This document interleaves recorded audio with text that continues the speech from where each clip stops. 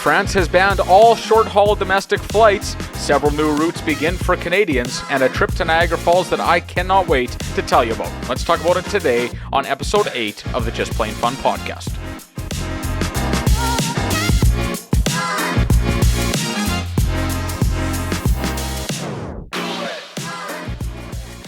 Well, welcome back to the podcast, everybody. So happy to be back again. Really excited that I'm able to do the show here. It was a brief hiatus for me as I was away on vacation for the week, as my Twitter followers would have seen, and a lot of you guys were interacting with that, so thank you so much for that. It was great to talk to you all and discuss some of the fun things that I was doing.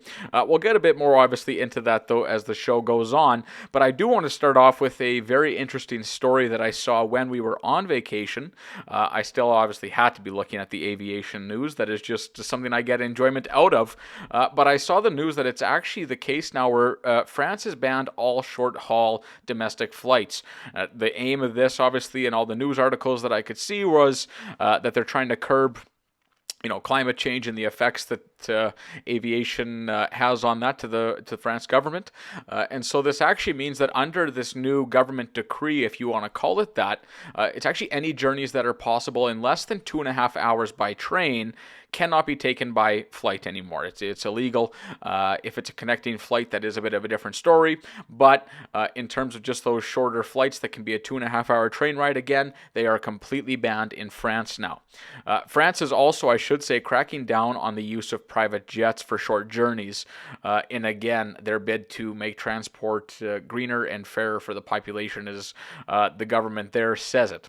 The transport minister there actually had a very interesting quote, and I'll kind of let you guys decide what you think of it, not obviously getting into politics on the show here, but they said that the country could no longer tolerate the super rich using private planes while the public are making cutbacks to deal with the energy crisis and climate change. So seems to kind of be part of their rationale, but where it all actually stemmed from, back to the beginning of it, if you want to call it that, was actually part of France's 2021 climate law, and that was first proposed by what's called the France's Citizens Convention on Climate, and they were obviously tasked with this notion. The government had given them a job to, figure out some ways that we can reduce the country's carbon emissions, and this was one of the first measures that they actually came up with. Now, obviously, quite a few opponents to this new regulation, this new law over in France, one of the major one being the Union of French Airports and the European branch of the Airports Council International, which is often referred to as ACI Europe. So with that, though, there was obviously a rebuttal from the European Air Services Regulation article that was put out saying that a member state may, where there are serious environmental problems, limit or refuse the exercise of traffic rights, in particular where other modes of transport provide a satisfactory service. Now, again, not getting into politics of the show, but I think that, anyone listening to that might go, well, what exactly is going to be the limit on climate change, and what's going to be the limit if they're going to ban a flight, and as the article stated, where they can limit or refuse the exercise of traffic rights, maybe you limit the use of cars. Maybe you limit the use of public transportation buses, because those still emit carbon emissions. And if your goal is to get to zero emissions, you'd have to cut everything, and that includes heat to a person's house. So again, I'll leave that up to you as the listener to decide what you think about that. But I think it's really important to still think critically here on what that might actually mean down the future. Obviously, a lot of people might say, well, I'm fine with aviation, but if you told them, hey, you can't drive to work anymore, you're going to have to take a bike ride, so it's going to take you 5 hours to get to work, instead of 30 minutes or an hour. What might a person think about that? I will leave that up to you to decide.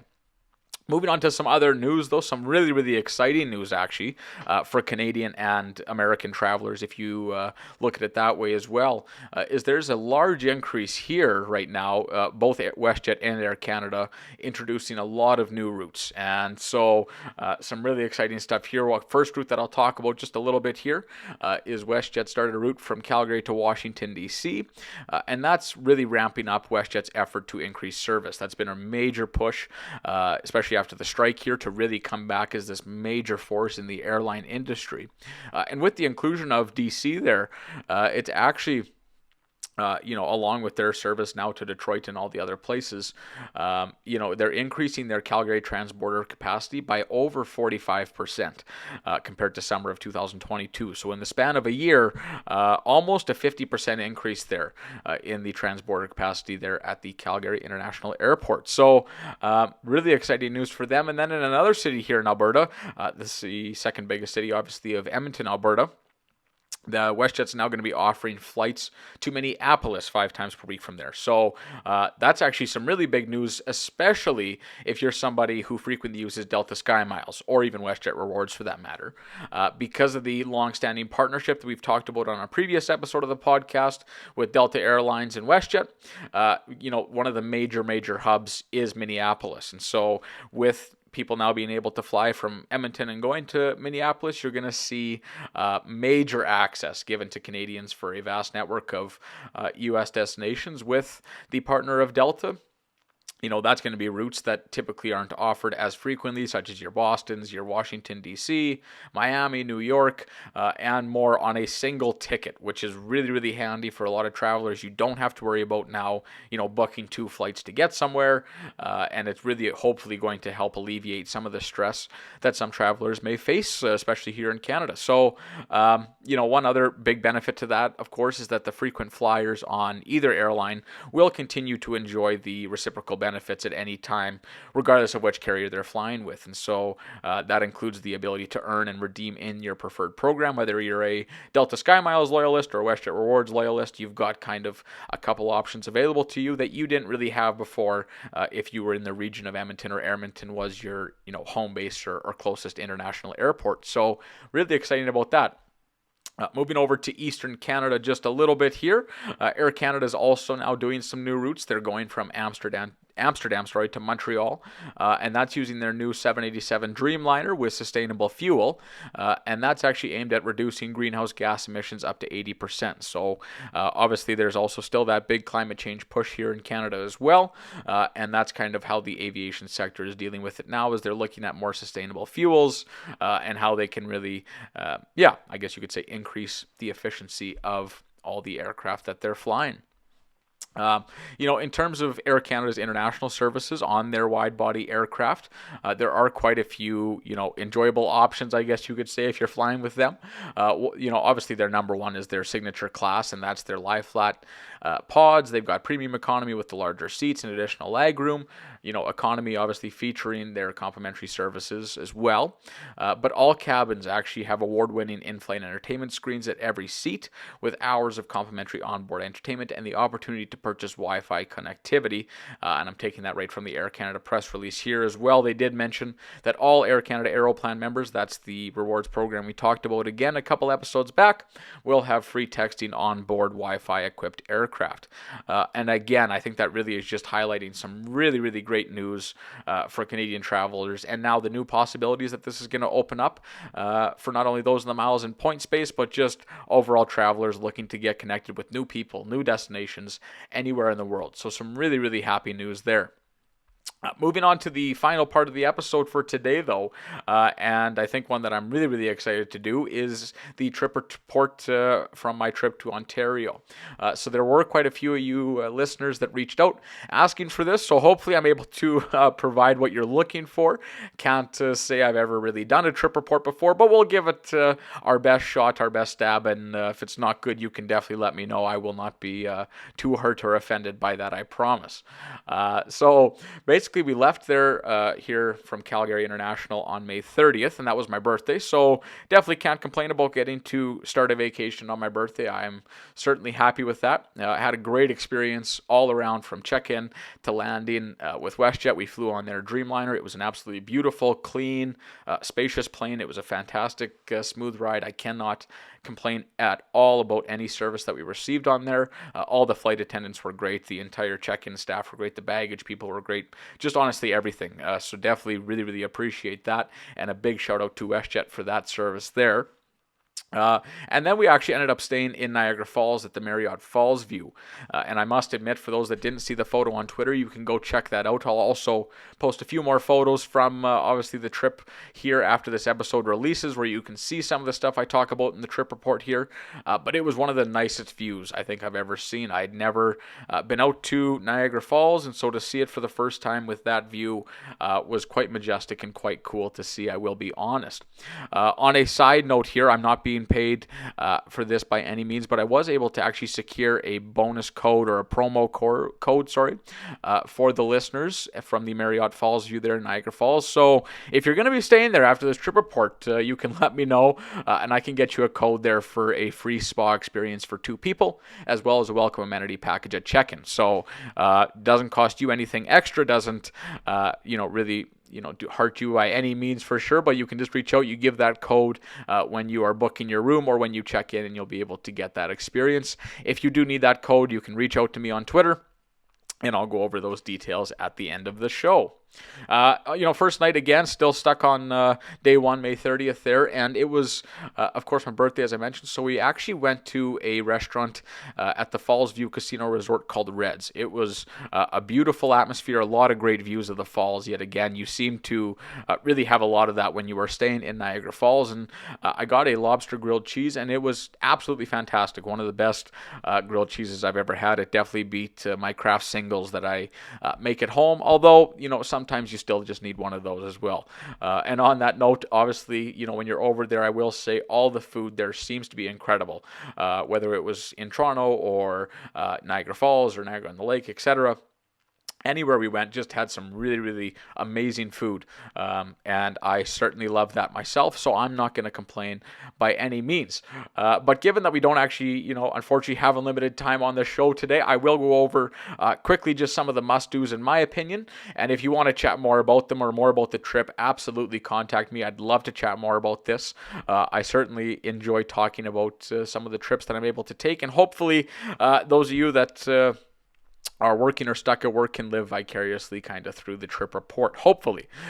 So one thing that I will say, I think everyone really should do if you make it out there, is go to Niagara on the Lake. It is a really quaint, beautiful little town. It's got a nice strip, just with a lot of restaurants, a lot of clothing stores, hat stores, candy stores, you name it.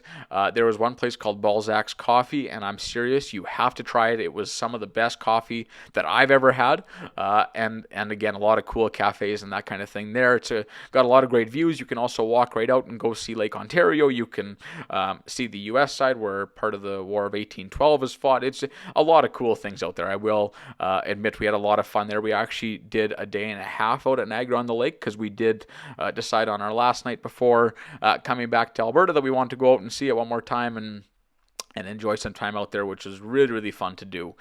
Can't recommend Niagara on the Lake enough.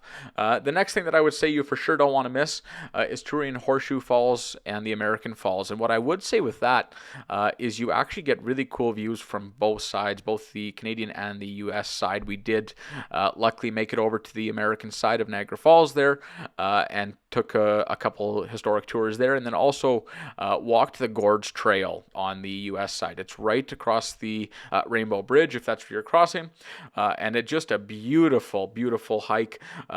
Nice and easy. It's paved pretty well the entire way. There's a lot of cool off trails you can go on.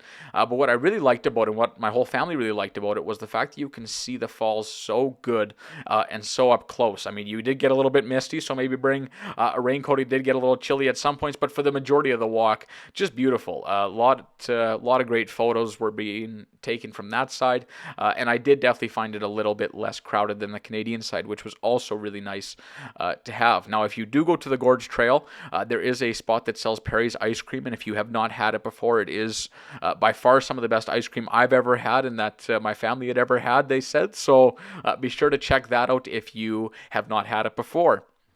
A couple other things that you can do. Definitely do a couple days in Toronto. I would say it was a super cool city to explore, a very big city to explore for sure. I will admit that. But with that, we went to a Blue Jays game, which was a lot of fun. Checked out the Hockey Hall of Fame. We did quite a few things that you can really check out there. There was one place called Casa Loma that we didn't make it to, but definitely also looked really cool as well. So maybe check that out if you're in the area. But again, there's just so much that you can really do. which I found really, really cool. Lots of great history tours, of course, if that's your thing. Tons of wineries. I will say the amount of wineries I was really taken back by. Obviously, in British Columbia and, Kelowna and wine country here, you expect to see the wineries, but I just was not expecting to see all the wineries that we saw out there.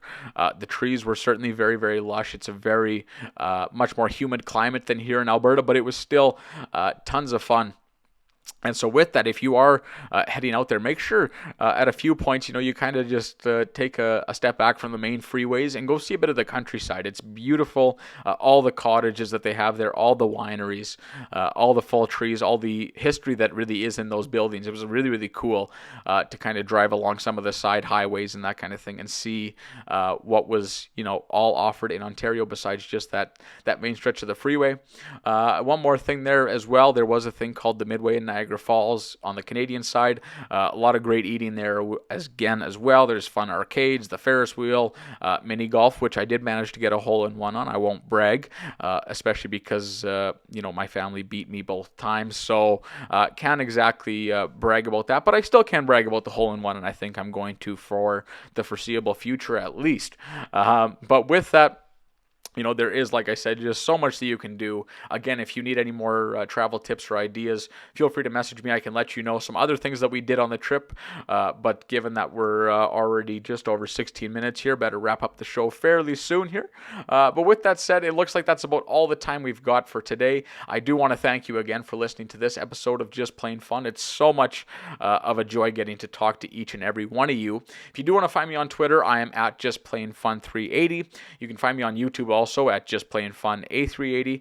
Be sure to subscribe though on your favorite podcast apps so you never miss a future episode. And if you could leave a review, that would be great as well. That helps more listeners find us as well.